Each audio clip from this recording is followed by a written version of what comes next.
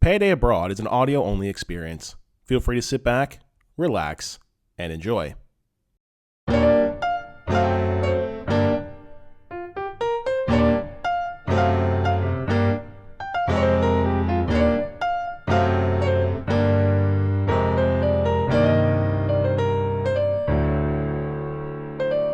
Servus und willkommen. Welcome to this week's edition of PayDay Abroad. This episode's German word or phrase of the week, Lisbon, or in English, Lisbon, or in Portuguese, Lisboa. What is up? Bon dia. Glad you could join me for this sunny waterside edition of PayDay Abroad today. Now, you're probably and rightfully confused, because, Nick, aren't you studying in Austria in the mountains where the hills are alive with the sound of music? What are you talking about? What do you mean sun and Lisbon and blah, blah, blah? Yeah, you're right. However, for my grad school program, we traded our alpine shenanigans for a week of fun under the sun in Lisbon. I should be a rapper. The purpose of this trip wasn't just to enjoy some good food and soak up some rays, though. The main purpose was to meet with various professionals in the field of sports, culture, and event management. So, the way this trip worked is that about 4 or 5 months ago, we as a class, we were tasked with this idea of picking a location in Europe that we wanted to go in order to obtain some deeper insights and practical knowledge in our area of studies, like from a professional lens. You know, makes sense? After a voting process where we narrowed down our city of choice, our class finally chose the vibrant yet calming city of Lisbon.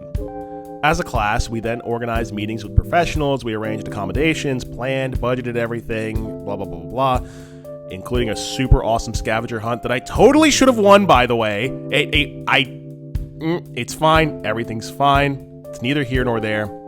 You all know I should have won. Before discussing my experience, I feel like I should talk about the city of Lisbon itself, though.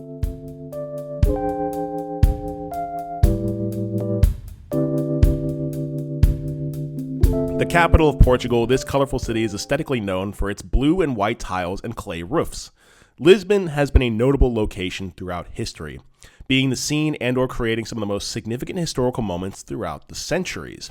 It was once the residence of kings, queens, emperors, and empresses alike. Now, it's the seat of the Portuguese Republic.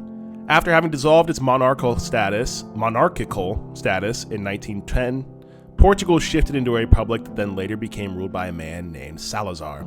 A controversial figure, Salazar ruled as dictator until 1968. Passing away in 1970, his government then ruled for a few more years until the famous Carnation Revolution of April 25th, 1974. From there, after a year or two of a stabilizing process and redefining the governance of the country, Portugal shifted into a modern state of democracy that we know today. With an artistic scene that was finally able to re-emerge from the oppression and censorship of Salazar, Lisbon emerged as a hub of art and culture.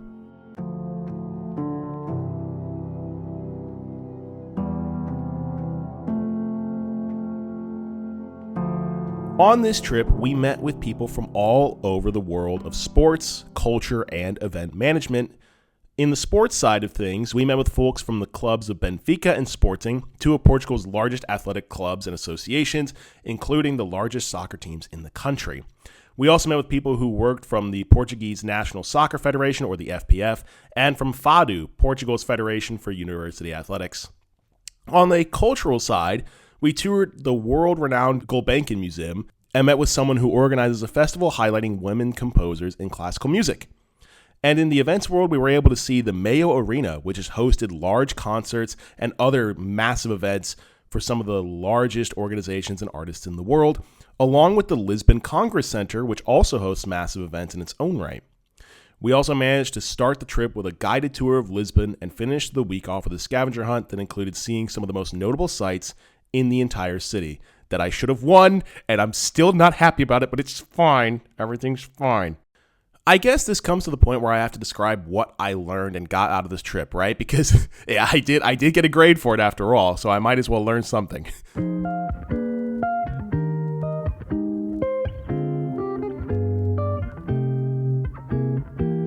So, for starters, I learned that my skin still gets sunburnt pretty badly. Remember to wear your sunscreen, by the way, and get some aloe vera too.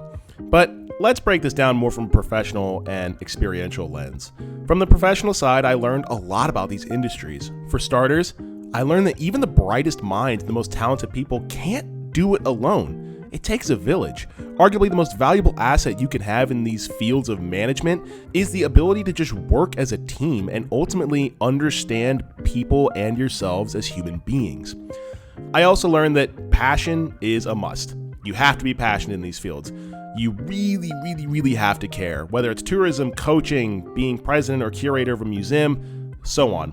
You have to care because there's going to be really long nights, times where things are really stressful, and ultimately moments where you have to remind yourself that what you're doing is worth it. But for everyone that we talk to, it's more than worth it, so long as the passion is there. Finally, professionally, I learned that we have to embrace and pursue our uniqueness. So many of these people have gone to uni and did these cool things and have neat little resumes, right? But what is it that actually makes you different? What separates you from everybody else? Who are you and why are you worth it? I learned that I have to take some time to figure that out. Because once you do, so will the people that want you to work for them one day. On the experiential side of things, I learned a lot.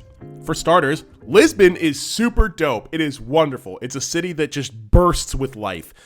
It has a lot to offer. Whatever it is, this city, it has a way of keeping you engaged and entertained pretty much everywhere you look. Your attention is never wasted in Lisbon, right?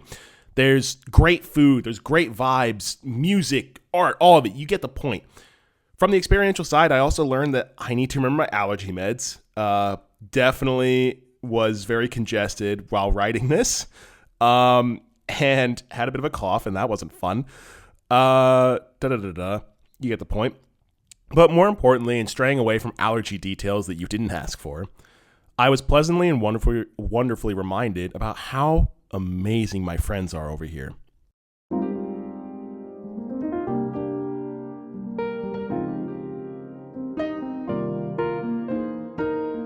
As we discussed last episode, I'm a big community guy, right? I need my friends. I need my family, right? I need my peeps. My friends are amazing in the sense that when we met with these high-level professionals, I never doubted that my friends belonged there, right? They're hardworking, they're talented, smart as hell individuals that never cease to amaze me. But along with that, my friends are also amazing in the sense that they're still people beyond their impressive resumes and professional prospects. They sing karaoke in front of random Lisbon crowds. They dance without a care in the world. They laugh in the sun and bring kindness and love in joyful abundance. Without them, there's no way that I make it this far in Austria or in Lisbon, right? For every moment of loneliness, it was greeted with pleasant smiles and genuine care.